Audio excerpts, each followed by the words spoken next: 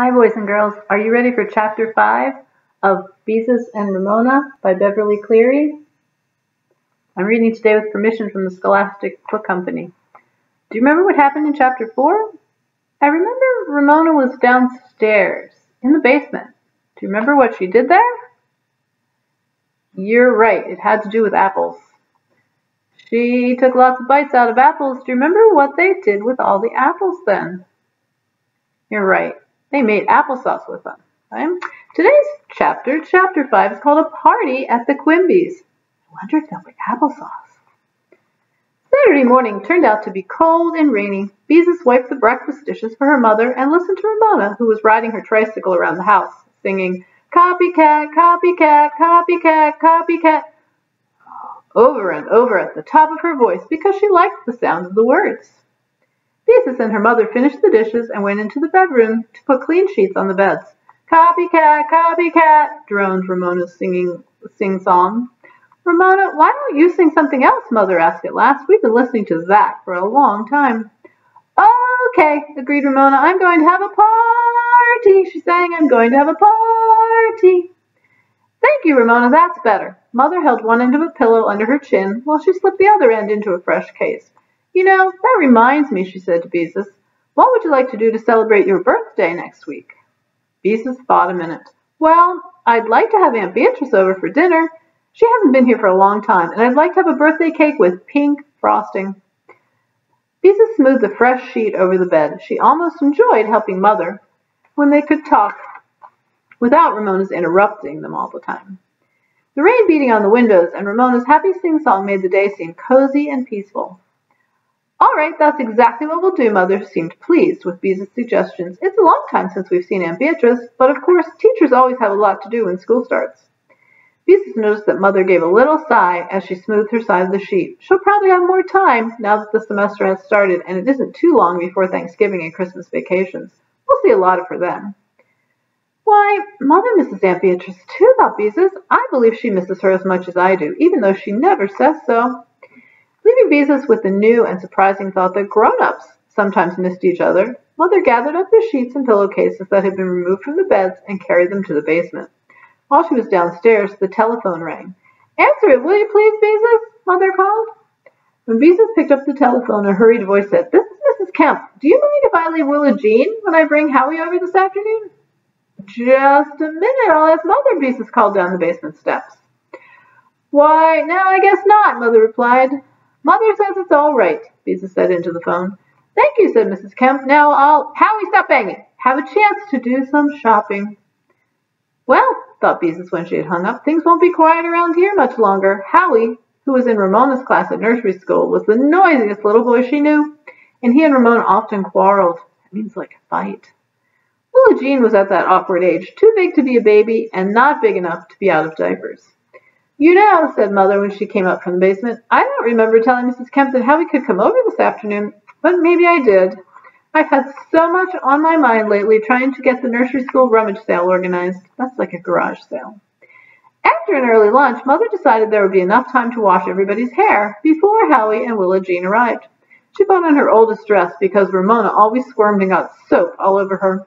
Then she stood Ramona on a chair, made her lean over the kitchen sink, and went to work. Ramona howled, as she always did when her hair was washed. When Mother finished, she rubbed Ramona's hair with a bath towel and turned up the furnace thermostat so the house would be extra warm. She gave Ramona 2 graham crackers to make up for the indignity of having her hair washed. Then Beezus stepped onto the stool and bent over the sink for her turn. After Mother had washed her own hair and before she went to the bathroom to put it up in pin curls, she said to Beezus, "Would you mind getting out the vacuum cleaner and picking up those graham cracker crumbs Ramona spilled on the rug?" Beezus did not mind. She rather liked running the vacuum cleaner if her mother didn't make a regular chore of it.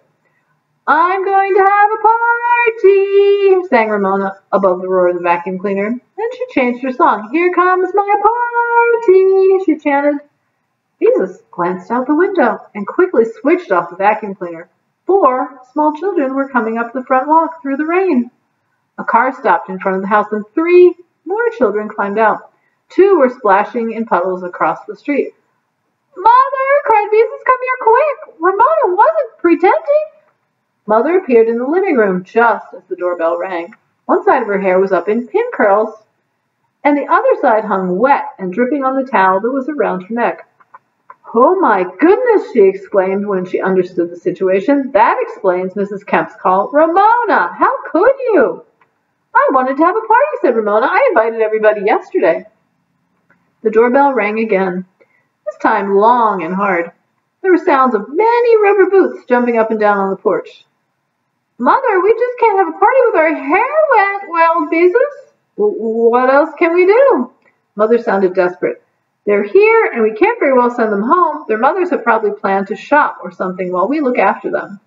Ramona struggled with the doorknob and managed to open the heavy front door. Mrs. Kemp stopped her car in front of the Quimbys, and Howie and Willow Jean huffed out. "I'll pick them up at 4," she called gaily. "I'm so glad to have a chance to get out and do some shopping." Mother smiled weakly and looked at all the children on the porch. "Where do you suppose she found them all?" whispered Beezus. "I don't even know some of them." "All right, children," Mother spoke firmly. "Leave your wet boots and raincoats on the porch." "I've got a party," sang Ramona happily. Beezus, who had plenty of experience with Ramona and her boots, knew where she was needed. Take a look at all the boys and girls invited to the party.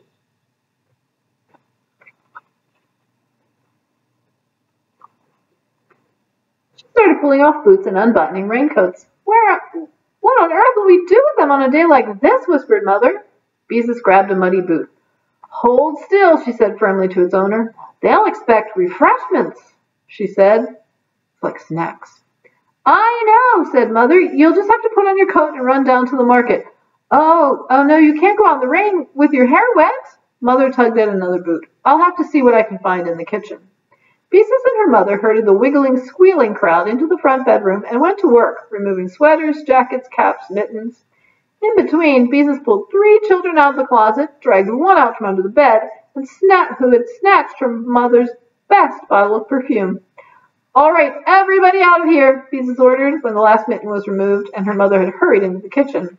"We'll go into the living room and do something," she finished lamely. "Ramona, bring some of your toys out of your room."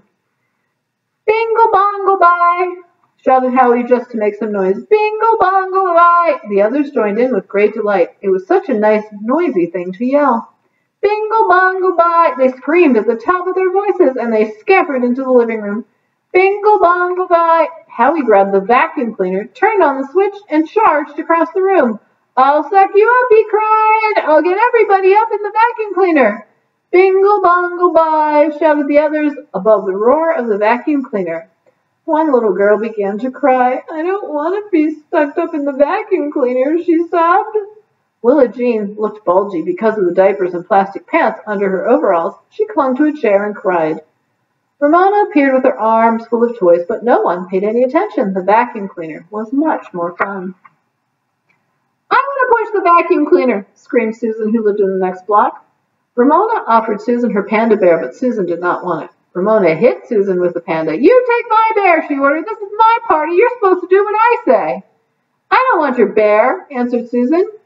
Beezus tried to grab the vacuum cleaner, but Howie was too quick for her. The room was getting uncomfortably hot, so Beezus darted to the thermostat to turn down the heat. Then she dashed to the other side of the room and disconnected the vacuum cleaner at the wall. It died with a noisy groan. Suddenly everyone was quiet, waiting to see what would happen. "Hey!" said Howie, "you can't do that." Beezus frantically tried to think of some way to keep 15 small children busy and out of mischief. At least she thought there were 15. They didn't stand still long enough to be counted. "Where's the party?" one little boy asked.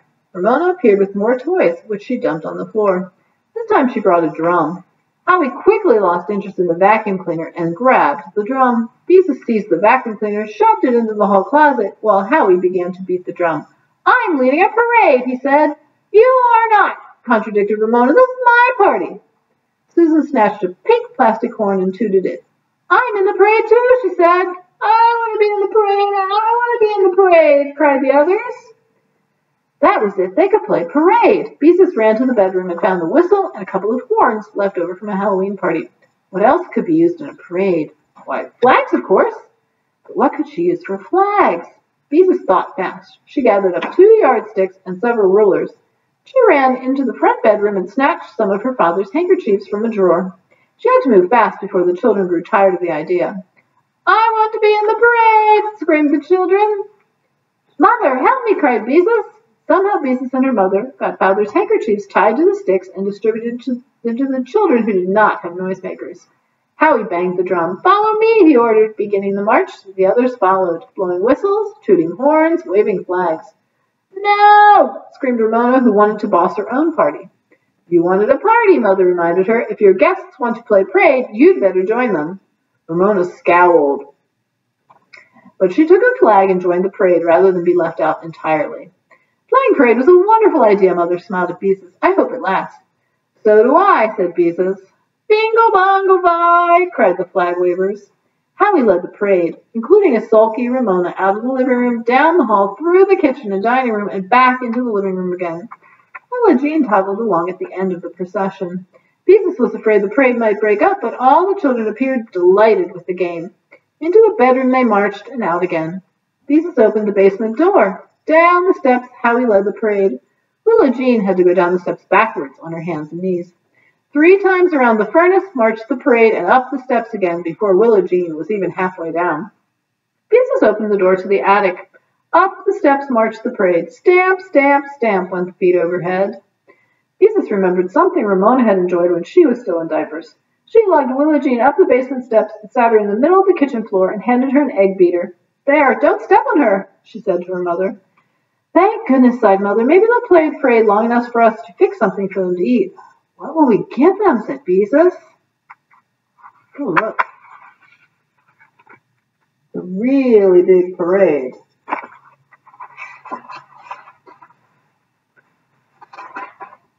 Mother laughed. "This is a wonderful chance to get rid of all that applesauce. Let's hurry and get it ready before they get tired of their game. Get the colored paper napkins out of the cupboard and, oh dear, what shall we do for chairs?" "They can sit on the floor," suggested Beezus, looking through the cupboard for napkins. "I guess they'll have to." Mother took the applesauce out of the refrigerator. "If we put a couple of sheets down for them to sit on, maybe they won't get applesauce on the rug." The parade tramped down the attic steps and through the kitchen. "But Mother," said Beezus, when the drum and horns had disappeared into the basement, "the only napkins I can find are for Valentine's Day and Halloween. They won't do." "They'll have to do," said Mother. Beezus spread 2 sheets in the middle of the living room floor. She went to the kitchen to help Mother, who was tearing open 3 boxes of Fig Newtons. "It's a good thing I bought these at the sale last week," she remarked. "Are we going to give them lemonade or anything to drink?" Beezus asked. "Not on my living room rug." Mother rapidly scooped applesauce into dishes. "Applesauce and Fig Newtons are bad enough. Maybe if we feed them right away, some of them will think the party is over and go home." Beezus piled Fig Newtons on 2 plates. They're cookies. "I hope so. This many small children in the house on a rainy day is too much." The parade stamped across the attic floor again, and Mother had to raise her voice to make herself heard. "It sounds as if they're coming through the ceiling." "Let's catch them the next time they come through the kitchen and hand out the applesauce," Beezus shouted back. "Then maybe we can get them to march into the living room." It was not long before Howie led the parade into the kitchen again. He stopped so suddenly that the children bumped into one another. "When do we eat?" he demanded. "Now." Beezus thrust a dish of applesauce and a spoon in his hands. "I want some!" cried the others. Mother handed a second child some applesauce. "Forward, march!" she ordered. Beezus led Howie into the living room, and the rest of the parade followed with their applesauce. "You sit here," she said to Howie, pointing to a place on the sheet. She was relieved to see the others seat themselves around the edge of the sheet. Quickly she handed around paper napkins. "I want one with wedges on it," demanded a boy who had a Valentine napkin. "I want the one with hearts," wailed a girl who had a Halloween napkin. Beezus hastily counted the napkins. Yes, there were enough of each kind to go around. 2 napkins apiece would be safer anyway. She handed each child a second napkin, and they all began to eat their applesauce, except for one little girl who didn't like applesauce. Ramona was beaming because refreshments were the most important part of any party, and now her guests were behaving the way she wanted them to. Mother came out of the kitchen with a plate of Fig Newtons, which she handed to Beezus. "Here, pass these around," she said. "I think I better help Willa Jean." Willa Jean knew how to eat with a spoon. The trouble was she had to pick up the food with her left hand and put it in her spoon, which she held with her right hand. Most of the time she was able to get it in her mouth. There's Willa Jean eating the applesauce. Ramona, her face shining with happiness, looked at her friends sharing the applesauce. These cookies are filled with worms, chopped up worms, she gleefully told everyone. Why, Ramona! Beezus was shocked. They aren't either. They're filled with ground-up figs. You know that. Ramona did not answer. Her mouth was full of fig Newtons. Beezus passed the plate to a boy named Joey. I don't like worms, he said. I don't like worms, said the next little girl. She had applesauce all over her chin. Beezus noticed that Ramona was beginning to scowl. When Howie refused a cookie, it was too much for Ramona. You eat that, she shouted. I won't, yelled Howie. You can't make me. Ramona jumped up, spilling her applesauce on the sheet, and thrust a nibbled fig Newton at Howie. Eat that, she repeated. It's my party, and I want you to eat it. Howie knocked the cookie out of her hand. Ramona grabbed a handful of fig Newtons and thrust them at Susan. Eat those, she shouted. Susan began to cry. They're full of worms, she sobbed. I don't like worms. They're pretend worms, yelled Ramona. No, they're not, cried Susan. They're real. You eat those, Ramona yelled, thrusting her handful of cookies at the children who backed away. Ramona stamped her feet. She threw the fig Newtons at her guests as hard as she could. My mother won't let me eat worms, shouted the little boy. Ramona threw herself on the floor and kicked. Ramona, stop that. Mother appeared from the kitchen with Willa Jean balanced on one hip. She grabbed Ramona by one arm and tried to drag her to her feet, but Ramona's legs were like rubber. All right, Howie, forward march, Beezus ordered, hoping to draw attention away from Ramona. No one moved. It was too much fun to see what was going to happen to Ramona. This is my party. They're supposed to eat their refreshments, Ramona howled, banging her heels on the floor. Ramona, you're acting like a 2-year-old. You may go to your room and close the door until you can behave yourself, said Mother quietly. Ramona kicked harder to show that she was not going to mind, unless she felt like it. Ramona, said Mother even more quietly, don't make me count to 10. I think Mother's mad. All right, parade, said Mother wearily. Forward, march. Up and down, whistling, banging, tooting, marching, went the parade. Mother sat Willa Jean down and was just beginning to gather up the dishes and sheets when a car stopped in front of the house and Mrs. Kemp got out. At last, sighed Mother, hurrying to the door. I've come for Howie and Willa Jean, said Mrs. Kemp, as several other cars stopped in front of the Quimbys. The parade marched into the living room. I don't want to go home, protested Howie when he saw his mother. The party must have been a success, Mrs. Kemp observed. It certainly was. Mother tried to push the uncurled side of her hair behind her ear and to smooth out her rumpled dress. I liked the parade, said Howie, but I didn't like what they had to eat. Why, Howie, scolded Mrs. Kemp, we must remember our manners. Ramona, her face streaked with tears, came out of her room and stood staring unhappily at her departing guests. When the last child had struggled into his boots, she looked tearfully at her mother. I'm behaving myself now, she said meekly. Mother dropped wearily into a chair. Ramona, if you wanted a party, why didn't you ask me to have one? Because when I ask you won't let me do things, exclaimed Ramona, sniffling. Beezus couldn't help feeling there was some truth in Ramona's remark. She had often felt that way herself when she was younger. Mother, did I do things like Ramona when I was 4? She asked. You did some of the things Ramona does now, said Mother thoughtfully, but you were really different. You were quieter, for one thing. That pleased Beezus. One of the reasons she sometimes disliked Ramona was that she was never quiet when she could manage to be noisy.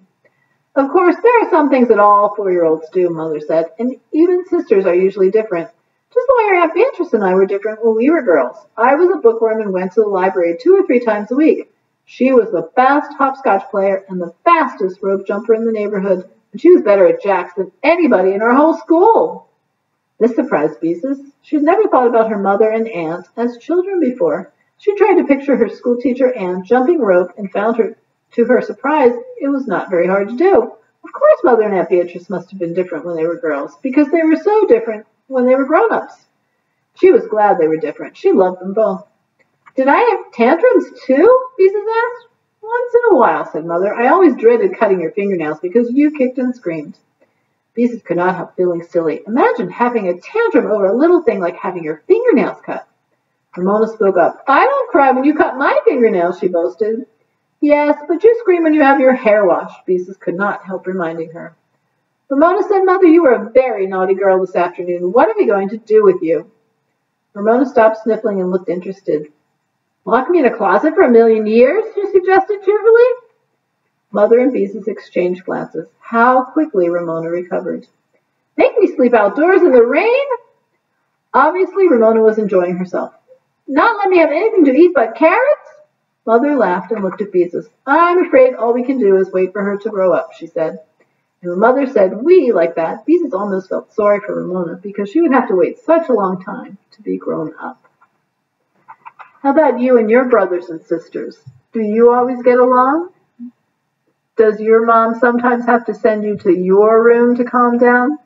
Happens to all of us. Right? Come back next time when we finish our story about Beezus and Ramona.